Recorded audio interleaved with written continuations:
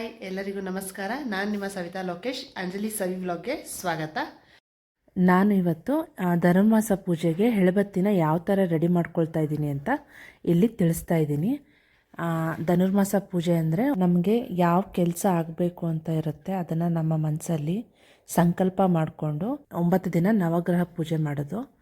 ಅಂದರೆ ಎಳಬತ್ತಿ ಅಂದರೆ ಈ ಥರ ಕಪ್ಪು ಬಟ್ಟೆ ತೊಗೊಂಡು ಅದಕ್ಕೆ ಎಳ್ಳಾಕಿ ಅದನ್ನು ಒಂದು ಸಣ್ಣ ಸಣ್ಣ ಬತ್ತಿ ಥರ ಮಾಡಿಕೊಂಡು ಅದಕ್ಕೆ ದಾರದಿಂದ ಅದನ್ನು ಕಟ್ಟಿ ಇದನ್ನು 1 ದಿನಕ್ಕೆ 9 ಅಂತ 9 ದಿನಕ್ಕೆ ರೆಡಿ ಮಾಡ್ಕೊಳ್ಬೇಕು. ಅದಕ್ಕೆ ಎಣ್ಣೆ ಹಾಕಿ ರೆಡಿ ಮಾಡಿಡಬೇಕು. ಸೊ ಈಗ ನೋಡಿ, ಇಲ್ಲಿ ನೀವೇ ನೋಡ್ತಾ ಇದ್ದೀರಲ್ಲ, ಸಣ್ಣ ಸಣ್ಣದಾಗಿ ಮಾಡಿ ನಾನು ಬತ್ತಿನ ಅದಕ್ಕೆ ಎಣ್ಣೆ ಹಾಕ್ತಾಯಿದ್ದೀನಿ. ಸೊ ಎಣ್ಣೆ ನಾನಿಲ್ಲಿ ಎಳ್ಳೆಣ್ಣೆ ಹಾಕ್ತಾಯಿದ್ದೀನಿ. ಎಳ್ಳೆಣ್ಣೆ ಏನಕ್ಕೆ ಅಂದರೆ ಎಳ್ಳೆಣ್ಣೆ ಹಾಕಿದ್ರೆ ಅದು ನೆನೆಯುತ್ತೆ. ನೆನೆದ್ರೆ ನಮಗೆ ಡೈಲಿ 9 ಎತ್ಕೊಂಡು ಹೋಗಿ ನಾವು ಅಲ್ಲಿ ಹಚ್ಬಿಟ್ಟು ಬರ್ಬೋದು. ಸೊ ಅದಕ್ಕೇ ಮುಂಚೆನೇ ಎಲ್ಲ ರೆಡಿ ಮಾಡಿ ಇಟ್ಕೊಳ್ತೀವಿ, ಪ್ರಿಪ್ರೇಷನ್ ಮಾಡಿ. ಈ ಥರ ರೆಡಿ ಮಾಡಿ ಇಟ್ಕೊಂಡ್ಮೇಲೆ ಎಣ್ಣೆ ಹಾಕಿಟ್ಬಿಟ್ರೆ ಅದು ಎಳ್ಳು ಚೆನ್ನಾಗಿ ನೆನೆಯುತ್ತೆ. ಬತ್ತಿನೂ ಮತ್ತು ಅದು ಎಳ್ಬತ್ತಿ ಪೂರ್ತಿ ಚೆನ್ನಾಗಿ ನೆನೆಯುತ್ತೆ. ನಂತರ ಅದನ್ನು ನಾವು ಡೈಲಿ 9 ತೊಗೊಂಡು ಡೈಲಿ ಹೋಗಿ ಅಲ್ಲಿ ಹಚ್ಬಿಟ್ಟು ಬರಬೇಕು. ಸೊ ಅದಕ್ಕೆ ನಾನು ಈ ಥರ ಮುಂಚೆನೇ ರೆಡಿ ಮಾಡಿ ಇಟ್ಕೊಳ್ತಾ ಇದ್ದೀನಿ. ಡೈಲಿ ನಾನು ರೆಡಿ ಮಾಡೋದಕ್ಕಾಗಲ್ಲ ಅಲ್ಲ.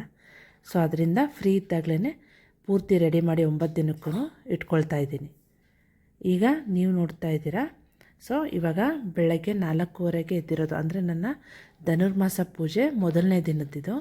ಬೆಳಗ್ಗೆ 4:15ಗೆ ಎದ್ದು ಸ್ನಾನ ಮಾಡಿ ಮನೇಲಿ ಪೂಜೆ ಮಾಡಿ ಬಂದು ದೇವಸ್ಥಾನಕ್ಕೆ ಬಂದಿದ್ದೀನಿ. ಸೊ ದೇವಸ್ಥಾನ ನನಗೆ ನಮ್ಮ ಮನೆ ಹತ್ರ ಆಂಜನೇಯನ ದೇವಸ್ಥಾನ ಹತ್ರ ಇತ್ತು. ಸೊ ಆದ್ದರಿಂದ ನಾನು ಆ ದೇವಸ್ಥಾನಕ್ಕೆ ಬರ್ತಿದ್ದೀನಿ. ಇಲ್ಲಿ ಫಸ್ಟು ಹಳ್ಳಿ ಮರ ಸುತ್ತಿದ್ದೀನಿ. ಹಳ್ಳಿ ಮರ ಸುತ್ತಾದಮೇಲೆ ದೇವಸ್ಥಾನದಲ್ಲಿ ಪ್ರದಕ್ಷಿಣೆ ಹಾಕಿ ದೇವರಿಗೆ ನಮಸ್ಕಾರ ಮಾಡಿಕೊಂಡು ನಂತರ ನಾನು ನವಗ್ರಹ ಸುತ್ತೋದಕ್ಕೆ ಹೋಗ್ತಿದ್ದೀನಿ. ಯಾಕೆ ಅಂದರೆ ಇಲ್ಲಿ ಒಬ್ಬರು ಆಂಟಿ ಹೇಳಿದ್ರು, ನವಗ್ರಹ ಸುತ್ತಿ ದೀಪ ಹಚ್ಚಿ ಸೀದಾ ಮನೆಗೆ ಹೋಗಬೇಕು ಅಂತ. ಸೊ ಅದಕ್ಕೆ ಫಸ್ಟು ದೇವ್ರ ಪ್ರದಕ್ಷಿಣೆ ಹಾಕಿ ನಂತರ ನವಗ್ರಹ ಸುತ್ತೋದಕ್ಕೆ ಹೋಗ್ತೀನಿ.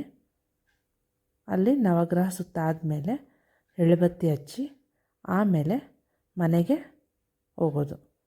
ಇದೇ ಥರ ನಾನು 9 ದಿನವೂ ಸಹ ನವಗ್ರಹನ ಸುತ್ತಿ ಎಳಬತ್ತಿ ಹಚ್ಚಿ ಹೋಗ್ತಿದ್ದೆ.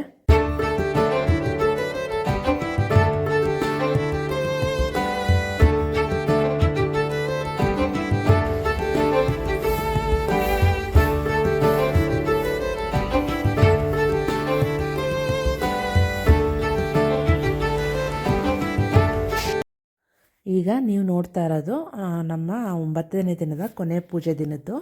ಇವತ್ತು ಸ್ವಲ್ಪ ನಾವು ಲೇಟಾಗಿ ಹೋಗ್ತಾ ಇದ್ದೀವಿ. ಯಾಕೆ ಅಂದರೆ ದೇವ್ರಿಗೆ ಪೂಜೆ ಮಾಡಿಸ್ಬೇಕಿತ್ತು ದೇವಸ್ಥಾನದ ಹತ್ರ. ಮತ್ತು ಹಾಗೆಯೇ ಇಲ್ಲಿ ಅಣ್ಣಮ್ಮ ತಾಯಿನ ಕುಣಿಸಿದ್ದಾರೆ. ಅದಕ್ಕೆ ಅಣ್ಣಮ್ಮ ತಾಯಿಗೆ ಮಡ್ಲಕ್ಕಿ ಕೊಟ್ಟು ಪೂಜೆ ಮಾಡಿಸಿ ಬರೋಣ ಅಂತ ಸ್ವಲ್ಪ ನಿಧಾನಕ್ಕೆ ಹೋಗ್ತಾ ಇದ್ದೀವಿ. ಸೊ ಇಲ್ಲಿ ಅಣ್ಣಮ್ಮ ತಾಯಿ ಕುಳಿಸಿರೋದ್ರಿಂದ ಊರಲ್ಲಿ ಅಂದರೆ ಈ ಏರಿಯಾದಲ್ಲಿ ಪೂರ್ತಿ ತುಂಬ ಡೆಕೋರೇಷನ್ ಮಾಡಿ ತುಂಬ ಚೆನ್ನಾಗಿ ಕರ್ಗ ಎಲ್ಲ ಮಾಡಿ ರೆಡಿ ಮಾಡಿದ್ದಾರೆ. ನೈಟಲ್ಲೆಲ್ಲ ಇಲ್ಲಿ ಕರ್ಗ ಆಗಿದೆ. ಸೊ ನೈಟ್ ನಾವು ಬರೋದಕ್ಕಾಗಿಲ್ಲ. ಸೊ ಈಗ ಬೆಳಗ್ಗೆ ಬಂದಿದ್ದೀವಲ್ಲ, ಸೊ ಅದರಿಂದ ಇವತ್ತು ಕೊನೆ ಪೂಜೆ ಆಗಿರೋದ್ರಿಂದ ಹಾಗೆಯೇ ಆಂಜನೇಯ ಸ್ವಾಮಿಗೆ ಪೂಜೆ ಮಾಡಿಸಿ ಪ್ರಸಾದ ತೊಗೊಂಡೋಗಿ ಕೊಟ್ಬಿಟ್ಟು ಹಾಗೆಯೇ ಅಣ್ಣಮ್ಮ ತಾಯಿಗೂ ಪೂಜೆ ಮಾಡಿಸಿ ಮಡ್ಲಕ್ಕಿ ಕೊಡೋಣ ಅಂತ ಹೋಗ್ತಾಯಿದ್ದೀವಿ.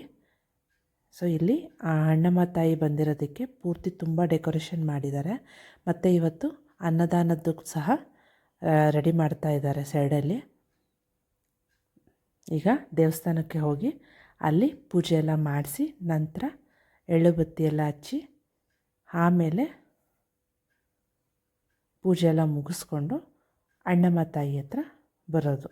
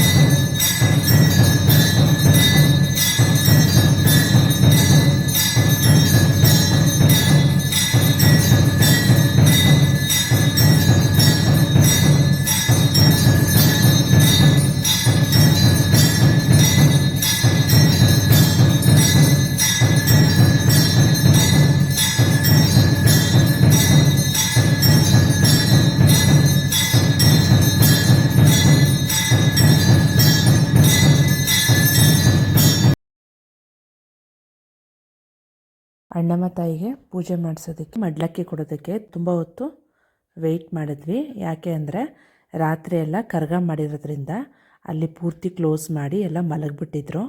ಅದಕ್ಕೆ ನಾನು ವೆಯ್ಟ್ ಮಾಡ್ತಾಯಿದ್ವಿ. ಸೊ ಆಮೇಲೆ ನಂತರ ಅಲ್ಲೊಬ್ಬರು ಹೇಳಿದ್ರು, ಇಲ್ಲ ಮೇಡಮ್ ನೀವೇ ಮಾಡ್ಕೊಳ್ಳಿ, ಪೂಜೆನ ನೀವೇ ಮಾಡ್ಕೊಳ್ಳಿ, ಎಲ್ಲ ಬರೋದು ಲೇಟ್ ಆಗುತ್ತೆ ಅಂತ.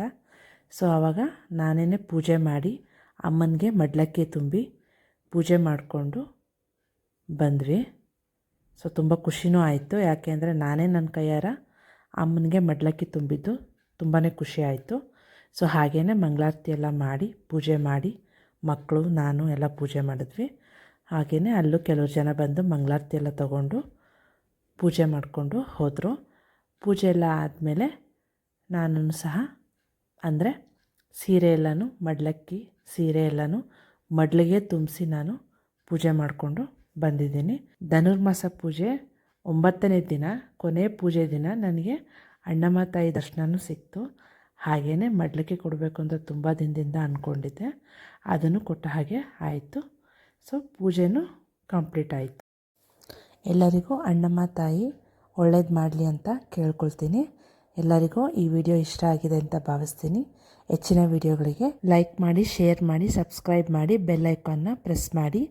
ಮುಂದಿನ ವಿಡಿಯೋದಲ್ಲಿ ಮತ್ತೆ ಭೇಟಿಯಾಗೋಣ. ಅಲ್ಲಿವರೆಗೂ ಟೇಕ್ ಕೇರ್, ಬಾಯ್ ಬಾಯ್.